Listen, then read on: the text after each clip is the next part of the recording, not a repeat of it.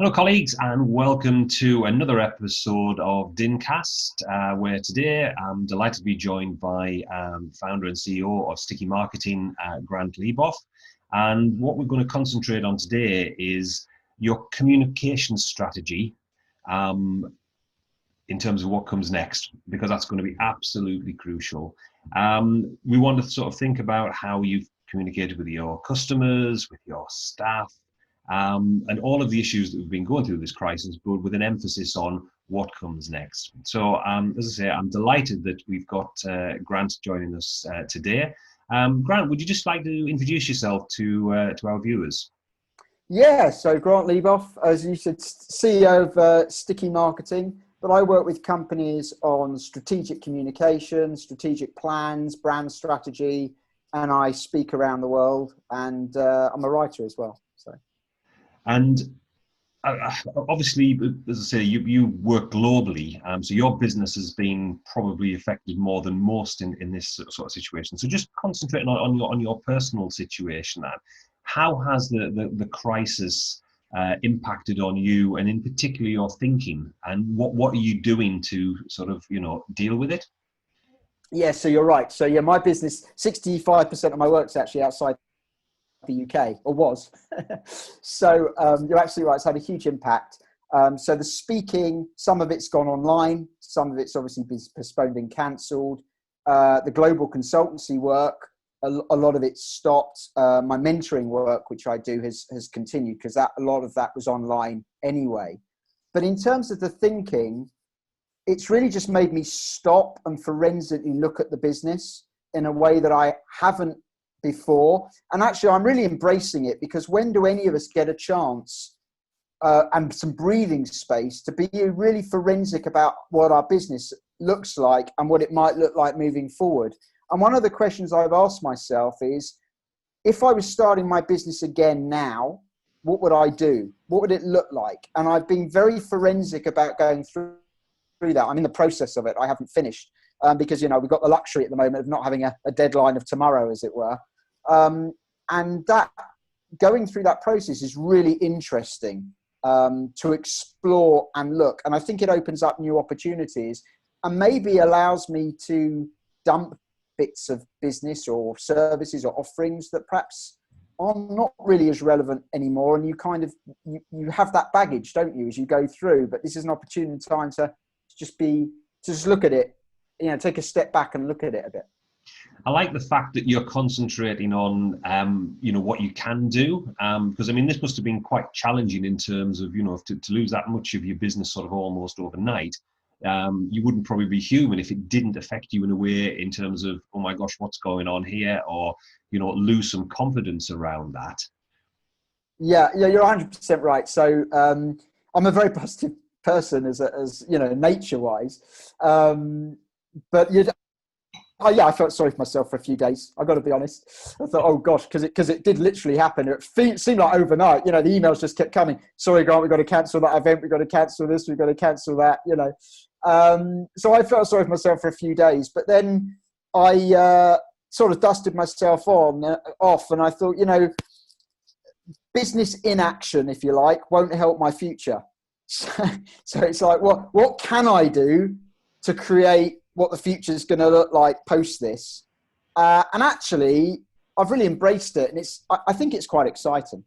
Yeah, and we've seen a lot of sort of responses from organisations that have had both good and bad, clearly good and bad communication strategies. We've found those organisations who've got it really, really right, and we had other organisations who perhaps had not communicated and therefore have not come across probably as they would have expected to. Have you got any observations on that? Yeah, I think there's a few things there. It's a big question that you've asked. But if I could condense it down, I've got to say there are a few things. The first one is you've got to know the community you serve. I think a lot of people aren't clear enough about the community that they serve and what the values and expectations of that community are. And then you start to go wrong because, in comms, you can't please everybody, ever. But you do need to please your own constituency, as it were. You need to work with your constituency, your customers, the people that you serve. And I think the better you understand that audience and the dynamic of that audience and what they're feeling and thinking and going through, you get your communications more on point. So I think that's really key. And the second thing, and in marketing terms, you'd call this brand, although I think that's often a misunderstood word. So you have to be quite careful. But understand what are as a business, as an organization, what are your values? What do you believe in? What do you care about? And I think that if you understand your community and you understand your own values and beliefs as a business or as an organization, then understanding those two things and combining them, you can get something really good with comms. I think the organizations that don't truly understand their audience or don't really understand themselves as a business, I don't mean as individuals, they then start to go astray because they start to get pulled from pillar to post and follow trends and follow what's going on. And then they can get themselves into trouble, I think, sometimes. And one of the issues I know that you sort of teach on now is around sort of, everyone has a voice. And clearly in at this moment in time, we've heard a lot of those voices quite loudly.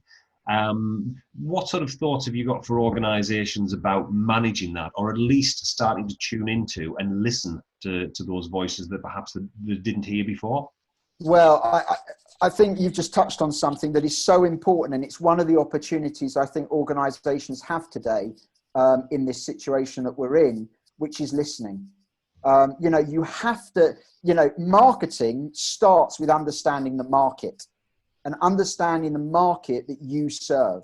And at the moment, none of us, I think, fully understand what's going on. We're trying to make sense of it. What's the world going to look like post this situation? What are people's expectations going to be? How is it going to change human behavior, priorities, and other things? I mean, the answer is none of us really know. But one of the things we need to understand is, what is my market thinking? And whether that means listening on social media, following hashtags that are relevant, making sure you're present in forums, and posing questions. I think one of the things that companies and organizations need to do at the moment, and it's less risky than it's ever been, is be a bit vulnerable.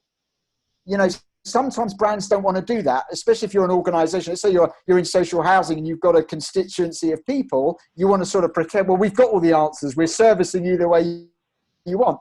I think because the world is so disrupted right now, it's okay to say, we're not 100% sure at the moment, and you can ask some questions. And I think people are willing to give answers, and just understanding what's going on and what people are thinking about is going to be key to getting it right as you move forward. So I think listening is fundamental, and I think there's a real opportunity for businesses today because they don't have to have all the answers right now.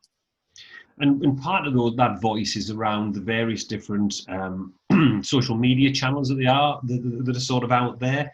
I know you've shared with us before, there are ways of sort of managing and sort of monitoring what those ones are. But how good do you think those channels have been in dealing with this particular crisis? And we've seen some really good examples about WhatsApp groups being set up with neighbours and streets and getting to know people.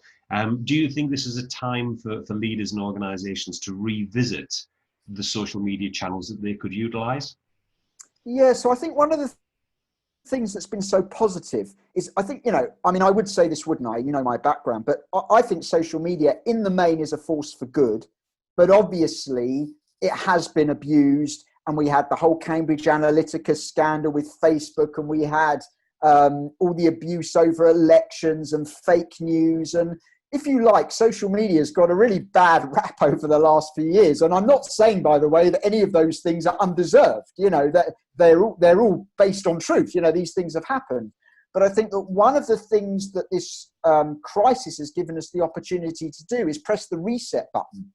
And while there will always be people, unfortunately, that will abuse these channels and use them in the wrong way, one of the things that I've been really impressed with and enthusiastic about is how social media has suddenly become a force for good, whether it's WhatsApp groups by neighbours, using Skype and Facebook and other things to stay in touch with relatives and loved ones and the more vulnerable people in society so they don't feel so alone. So I think a lot has happened which has made social media overwhelmingly positive. And, I'd say to anybody listening to this now, Imagine going through this crisis and not having those channels.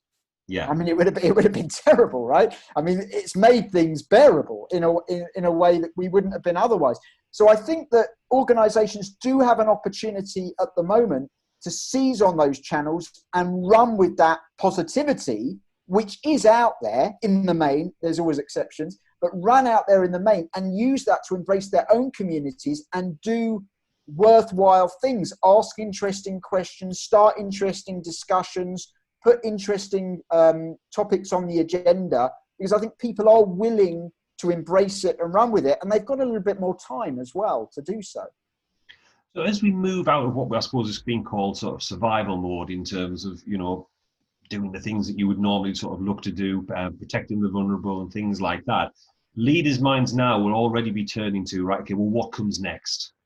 And as you've said, nobody really knows what comes next. There's still lots of unknowns and things like that. But yeah, sort of, from your point of view, if you were preparing or advising on preparing a communication strategy, how would you advise leaders in terms of thinking strategically about what comes next?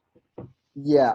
So I think the first thing, and I'm telling all my clients to do this, and I'm trying to do it myself. Obviously I'm stuck at home like we all are.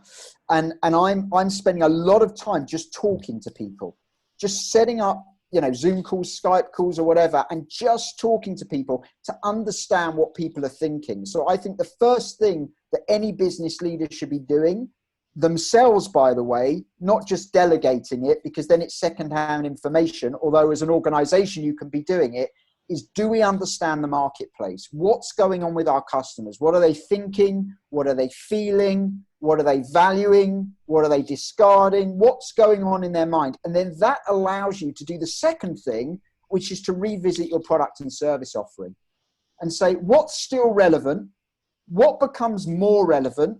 What actually maybe is less important to people moving forwards? And also, are we delivering it in the right way? I'm not sure how much this crisis is going to change the world, but I do think it's going to accelerate the change that was already happening. So, for example, the online world was already happening. We know that, but it's going to accelerate that change. I mean, certainly, I don't want to speak for other people, so let me speak for myself. I like the face-to-face stuff. I like meeting people. I'm a social guy. But actually, Zoom works pretty well. Skype works pretty well. Some of these things, do I have to travel and have all the meetings that I was having previously, or can some of them happen virtually now? Well, I think some of them can happen virtually. So what I would say to any business is, what can you deliver online that perhaps you weren't thinking about before? And I'll give you a really good example. If you'd asked, I've done some work in this world. If you'd asked most universities, could they deliver wholesale courses online? I think a lot of universities have said, no, we can't do that. And I think now suddenly, yes, they can, because they are. And actually that opens up huge opportunities in terms of international students, reach, guest speakers, guest lecturers. Imagine the rich tapestry you can have on an online panel if you can take professors from all around the world. And the cooperation that can go on between universities in different countries and things like that, which if you had to get on a plane to do, would have been much more difficult. So I think it opens up huge opportunities if you just think in a different way. So I think start with the customer. What are their priorities? How have those priorities changed? What services are more relevant or products? What are less? And can we start to deliver any of those differently? And I think when you start to think in those terms, opportunities, open up for you. Okay. And so finally then, for my members, in terms of if you were to sum up in one sentence, one piece of advice that when this situation comes to an end, what they should do or what they should focus on, what would that be? That's a great question. I think the biggest thing, and the thing that worries me the most, if I'm honest, is that we missed the opportunity. Is that I think, despite, none of us would have taken this. If you'd been asked 3 months ago, would you like to be quarantined up in your home for a few months? And no school with the kids at home as well. I mean, everybody would have said, no, thank you. That's not for me. But now we are where we are. I think there are huge opportunities for organizations in terms of work-life balance, in terms of flexibility of working, in terms of, do they need the offices and the buildings they've had? Could they lower capital costs there in terms of some of the services they can offer? And I think the biggest tragedy would be is if we just fell into kind of business as normal after this, to the extent that it would go back to normal anyway. But you know what I mean? I think there are huge opportunities out there now that we could really seize to improve everybody's quality of life and existence. And I think that's something we should try and embrace. Okay, and Grant, great way to finish. Thank you so much for your time. Thank you so much for sharing your insights into the world of communications and building that strategy for what comes next. So on behalf of all network members, thank you very much. Thank you. Thanks for having me.